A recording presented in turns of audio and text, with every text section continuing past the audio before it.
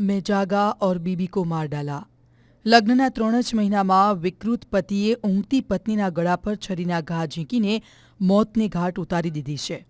આ ચોંકાવનારી ઘટના છે અમદાવાદના સરખેજ વિસ્તારની, જ્યાં હત્યા બાદ પતિ રાજસ્થાન ભાગે તે પહેલાં જ પોલીસે ધરપકડ કરી લીધી છે। પટેલ ટ્રાન્સપોર્ટની ગલીમાં આવેલું એક ગોડાઉન કે જ્યાં ગત 8 જૂનની રાત્રે આ ગોડાઉનના ધાબા પર એક પાપી પતિએ પવિત્ર સંબંધોને લોહીલુહાણ કરી નાખ્યા છે। મૂળ રાજસ્થાનના અને માત્ર 3 મહિના પહેલાં જ લગ્ન ગ્રંથિથી જોડાયેલા મેહુલ મુનિયા અને તેની પત્ની રસિતા પારગી ગત 1 જૂનના રોજ જ મજૂરી કામ અર્થે અમદાવાદ આવ્યા હતા। બંને રાત્રે ધાબા પર સૂતા હતા ત્યારે રાત્રિના પતિ મેહુલ મુનિયા અચાનક ઊભો થયો અને ગાઢ નિંદ્રામાં સૂતેલી પત્ની રસિતાના ગળાના ભાગે છરીના એક પછી એક 3 ઘા ઝીંકી દીધા હતા। આ બનાવ બનતાની સાથે જ પત્ની જીવ બચાવવા બૂમો પાડી હતી, ત્યારે આસપાસ સૂતેલા લોકો જાગી ગયા હતા અને અવાજ થતાં જ આ વિકૃત પતિ મેહુલ મુનિયા ધાબા પરથી કૂદીને ભાગી ગયો હતો। ત્યારે આસપાસના લોકોએ લોહીલુહાણ હાલતમાં રસિતા પારગીને હોસ્પિટલમાં લઈ જવામાં આવી હતી, જ્યાં ટૂંકી સારવાર બાદ પત્નીનું મોત થયું હતું।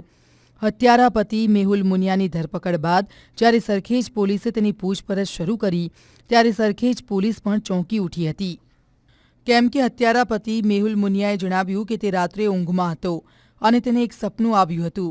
એ સપના બાદ તે પાણી પીવા જાગ્યો અને અચાનક આવેશમાં આવી પત્નીના ગળામાં એક બાદ એક 3 ઘા મારી દીધા અને હત્યા કરી દીધી હતી।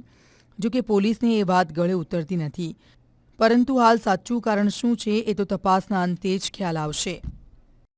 આ કામે જે આરોપી છે મેઇન તો એ પકડવાનો હતો, એ અટકાયતમાં લઈ લીધો છે અને હવે પૂછપરછ કરીશું, મોબાઈલના ડેટાનું એનાલિસિસ કરીશું અને જે સ્થાનિક આજુબાજુ જે મજૂર રહેતા હતા એની પૂછપરછ કરીશું અને સાચું કારણ શોધી કાઢીશું। એની સારવારનો પુરાવો મળવો જરૂરી છે।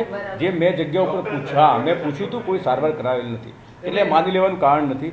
હવે મેં મોબાઈલ શબ્દ વાપર્યો એટલા માટે જો એવું કંઈ ધ્યાન ઉપર આવ્યું હોય તો મોબાઈલમાં પોલીસ એનાલિસિસ કરશે તો ખબર પડશે, એ દિશામાં પણ તપાસ કરશે। બીજું આ ખરેખર આ સાયકો છે કે ટ્રીટમેન્ટ ડૉક્ટર પાસે સારવાર કરાવશે તો એ પણ ખબર પડી। એ તો એણે જે તે વખતે એના બનાવ બન્યો ને એ વખતે એના બાપુએ પૂછ્યું છે કે તે શું કર્યું, એ વખતે કે મને સપનું આવ્યું કે મેં આવું કરી દીધું, શું આવ્યું તો કેવી રીતે ભાગી જ ગયો તો પછી, અને પછી પોલીસ